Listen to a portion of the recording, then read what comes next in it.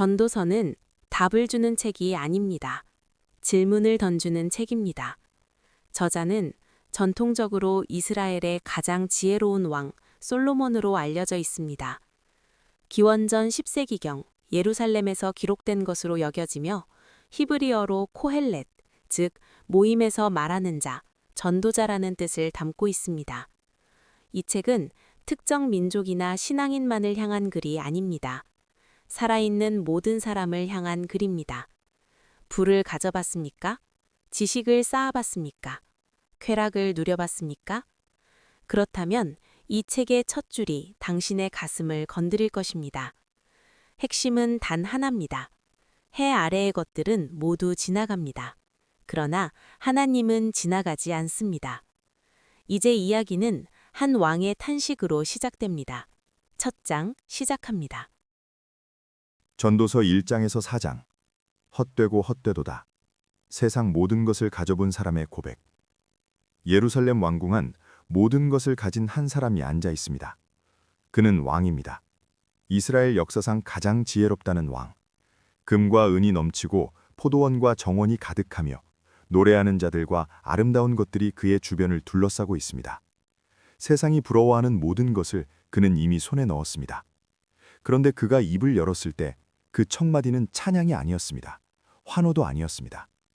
헛되고 헛되며 헛되고 헛되니 모든 것이 헛되도다. 전도서 1장 2절. 이 한 문장이 전도서 전체를 관통합니다. 히브리어로 헤벨, 안개, 증기, 한순간에 사라지는 입김 같은 것. 그것이 이 왕이 세상을 향해 내린 결론이었습니다. 사람은 세대를 이어 태어나고 죽습니다. 해는 뜨고 집니다. 바람은 불다가 돌아옵니다.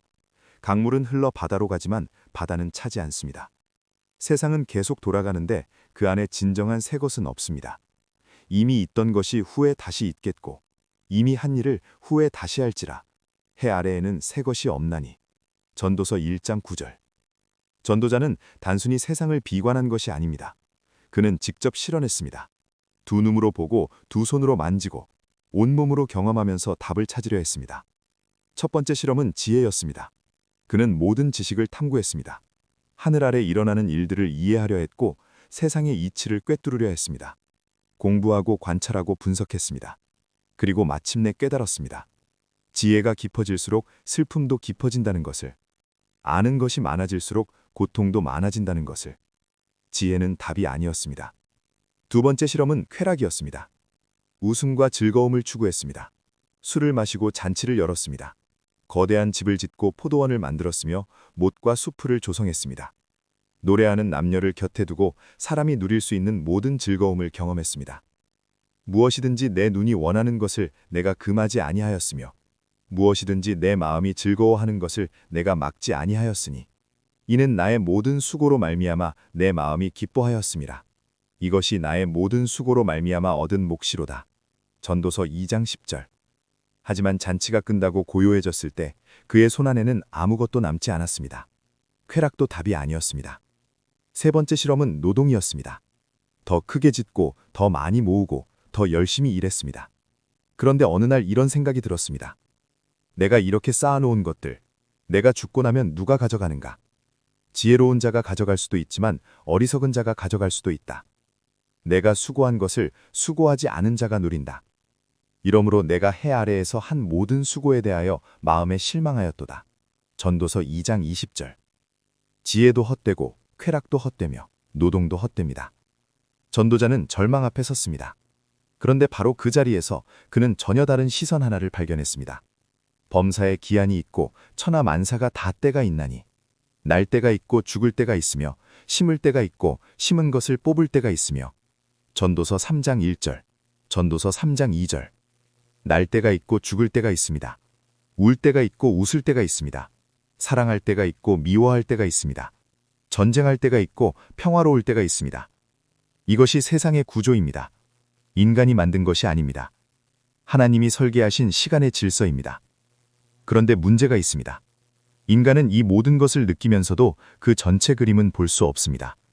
하나님은 사람의 마음에 영원을 사모하는 마음을 주셨지만 처음부터 끝까지 하나님이 하시는 일을 사람은 다 알 수 없습니다. 아는 것 같은데 모릅니다. 느끼는 것 같은데 잡히지 않습니다. 인간은 영원을 그리워하면서도 지금 이 순간밖에 살 수 없는 존재입니다. 전도자의 눈에 세상이 보입니다. 억울하게 눈물 흘리는 자들이 있습니다. 위로해주는 사람이 없습니다. 권력을 가진 자들의 손에 눌린 자들이 있는데 아무도 그들 편이 아닙니다. 그 광경을 보며 전도자는 말합니다. 차라리 태어나지 않은 것이 나았다고. 그러나 그는 거기서 멈추지 않습니다. 혼자인 것이 문제라고 말합니다. 두 사람이 한 사람보다 나음은 그들이 수고함으로 좋은 상을 얻을 것임이라. 혹시 그들이 넘어지면 하나가 그 동물을 붙들어 일으키려니와 홀로 있어 넘어지고 붙들어 일으킬 자가 없는 자에게는 화가 있으리라. 전도서 4장 9절, 전도서 4장 10절. 한 사람보다 두 사람이 낫습니다. 함께라면 넘어져도 일으킬 수 있습니다. 함께라면 추운 밤에도 서로의 체온으로 버틸 수 있습니다. 헛된 세상 속에서 전도자가 발견한 첫 번째 실마리는 거창한 철학이 아니었습니다. 나란히 걸어가는 사람, 넘어질 때 손 내밀어주는 사람, 그 단순한 것이었습니다. 모든 것을 가진 왕이 모든 것을 경험한 끝에 내린 첫 번째 결론은 이것입니다. 해 아래의 것들은 안개처럼 지나갑니다. 지혜도, 쾌락도, 수고도 붙잡히지 않습니다. 세상은 불공평하고 인간은 혼자 그 무게를 다 질 수 없습니다. 그러나 때가 있습니다. 하나님이 정하신 때가 있고 그 안에 우리는 살아가고 있습니다. 그리고 그 길을 함께 걸어갈 사람이 있다면 오늘 하루는 헛되지 않을 수 있습니다. 이야기는 아직 끝나지 않았습니다. 전도서 5장에서 9장, 불공평한 세상 속에서 그래도 오늘을 살아야 한다. 세상은 여전히 돌아가고 있습니다. 1편에서 전도자는 모든 것을 시도해봤습니다. 지혜도, 쾌락도, 노동도. 그리고 그것들이 손에 잡히지 않는 안개 같은 것임을 고백했습니다. 그런데 사람은 계속 살아야 합니다. 밥을 먹어야 하고, 일을 해야 하고, 사람들 사이에서 부딪히며 하루를 버텨야 합니다. 그렇다면 이 헛된 세상 안에서 어떻게 살아야 하는가? 전도자의 시선이 이제 현실 속으로 깊숙이 내려옵니다. 5장의 문이 열리면서 전도자는 먼저 하나님 앞으로 독자를 데려갑니다. 성전에 들어갑니다. 예배를 드리러 갑니다. 그런데 전도자가 가장 먼저 하는 말이 무엇인지 아십니까? 말을 조심하라는 것입니다. 하나님 앞에서 함부로 입을 열지 말며 급한 마음으로 말을 내지 말라. 하나님은 하늘에 계시고 너는 땅에 있음이니라. 그런즉 마땅히 말수를 적게 할지니라. 전도서 5장 2절. 하나님은 하늘에 계시고 나는 땅에 있습니다. 이 간단한 사실을 잊을 때 사람은 하나님 앞에서도 떠들기 시작합니다. 서원을 함부로 내뱉고 지키지 못하고 나중에 핑계를 댑니다. 전도자는 말합니다. 차라리 서원하지 않는 것이 서원하고 지키지 않는 것보다 낫다고. 말이 많아질수록 헛된 것도 많아집니다. 조용히 하나님 앞에 서는 것. 그것이 예배의 첫걸음입니다. 그리고 이야기는 돈으로 넘어갑니다. 전도자는 재물을 사랑하는 자는 재물로 만족하지 못한다고 말합니다. 더 가질수록 더 원하게 되는 것이 돈의 속성입니다. 부자가 되면 그를 따르는 사람도 많아집니다. 그러나 그 부자의 눈에는 잠이 없습니다.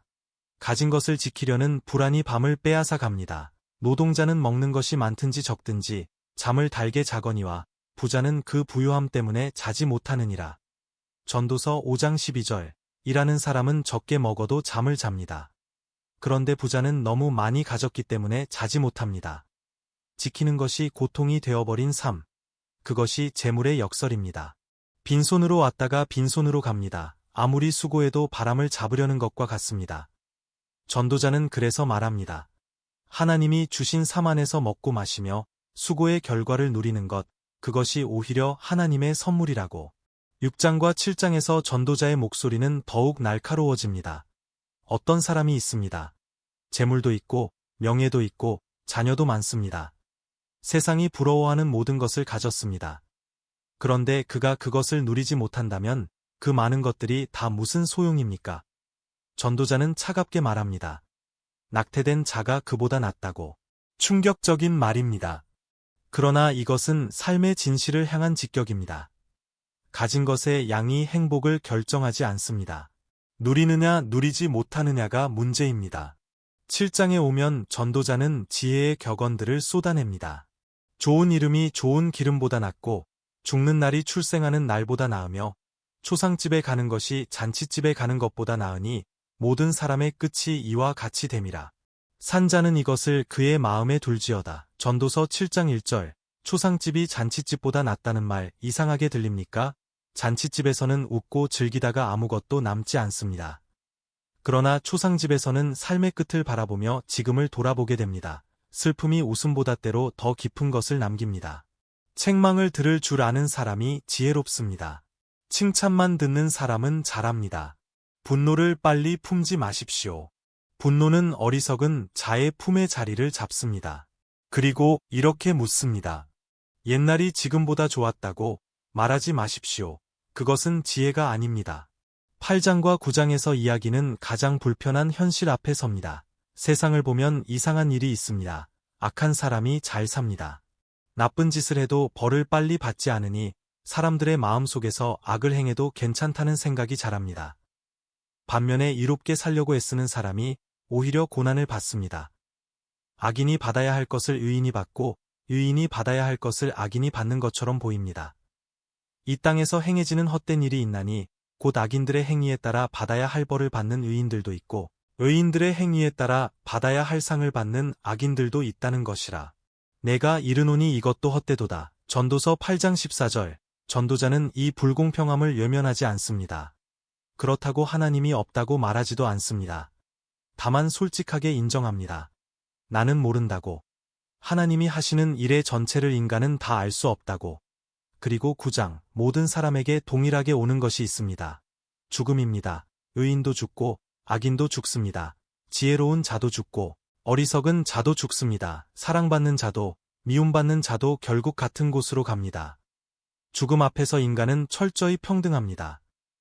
산 자들은 죽을 줄을 알되 죽은 자들은 아무것도 모르며 그들이 다시는 상을 받지 못하는 것은 그들의 이름이 잊어버린 바 됨이니라. 전도서 9장 5절. 이 냉정한 현실 앞에서 전도자는 어떤 결론을 내립니까? 절망입니까? 아닙니다. 너는 가서 기쁨으로 내 음식물을 먹고 즐거운 마음으로 내 포도주를 마실지어다.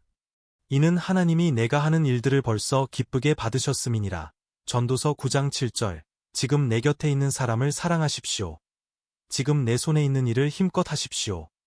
음식을 먹을 때 기쁨으로 먹고 포도주를 마실 때 즐거운 마음으로 마시십시오. 하나님이 이미 당신의 삶을 기쁘게 받으셨습니다. 세상은 불공평합니다. 악인이 잘 되는 날이 있고 의인이 억울한 날이 있습니다. 죽음은 모든 것을 가져가고 내일은 아무도 모릅니다. 그러나 전도자는 그 한가운데서 이렇게 말합니다.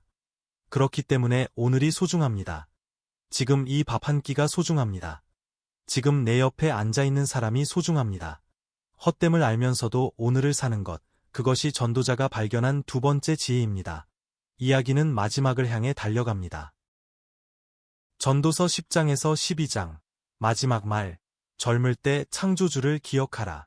이제 전도자의 이야기가 끝을 향해 걷습니다. 헛되다고 했습니다. 불공평하다고 했습니다. 죽음은 모든 것을 가져간다고 했습니다. 그렇게 세상의 밑바닥까지 내려갔던 전도자가 이제 마지막으로 입을 엽니다. 그의 목소리는 차분합니다. 그러나 그 안에는 오랜 삶을 통과한 사람만이 가질 수 있는 무게가 담겨 있습니다. 10장은 작은 것들에 대한 이야기로 시작됩니다. 죽은 파리 한 마리가 향기로운 기름을 썩게 만듭니다. 아무리 좋은 향수도 작은 파리 한 마리가 떨어지면 냄새가 납니다. 지혜도 마찬가지입니다.